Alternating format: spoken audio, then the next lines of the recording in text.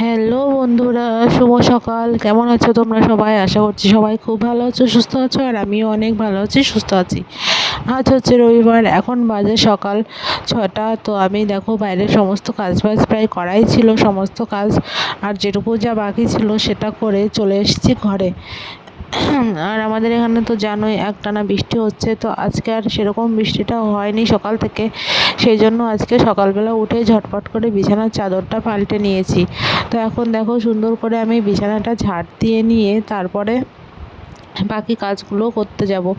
তো বিছানাটা ঝাড় দিয়ে নিয়েছি, আর এখন দেখো চলে আসলাম ঘর ঝাড় দিতে। তো ঘরটা ঝাড় দিয়ে নিচ্ছি, আর এইদিকে আমার সিঁড়ির এখানে না প্রচণ্ড নোংরা হয়ে থাকে। কেন বলো তো, ছুঁচো এসে আকাশ করে যায়, আর সেগুলো সকালে আমাকে পরিষ্কার করতে হয়। সেই জন্য ওদিকটা ঝাড় দিলাম না, জল দিয়ে ধুয়ে নেব।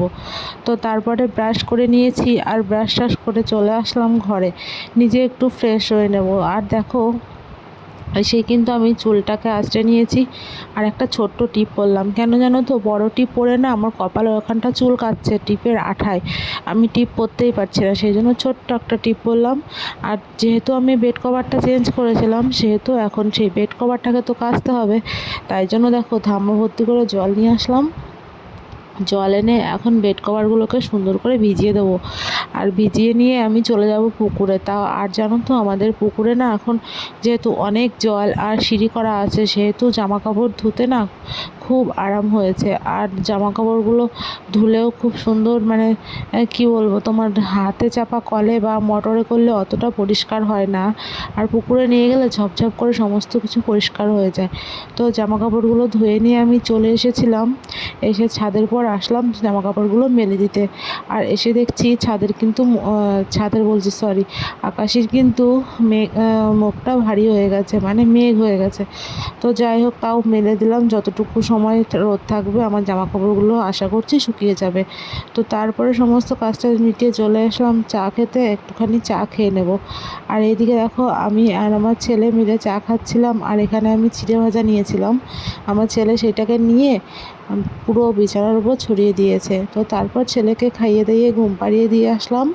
আর এখন অনেকটা বেলা হয়ে গেছে, বরমশাই নিয়ে এসেছিলো পরোটা। যেহেতু বললো যে বেলা হয়ে গেছে, তাহলে একবারে কিছু খেয়ে নিয়ে তারপরে রান্নাবান্না করব। তো পরোটা খেয়েছিলাম, আর তারপরে রান্নাবান্না করে আবার এই যে চলে এসেছিলাম ঘরে।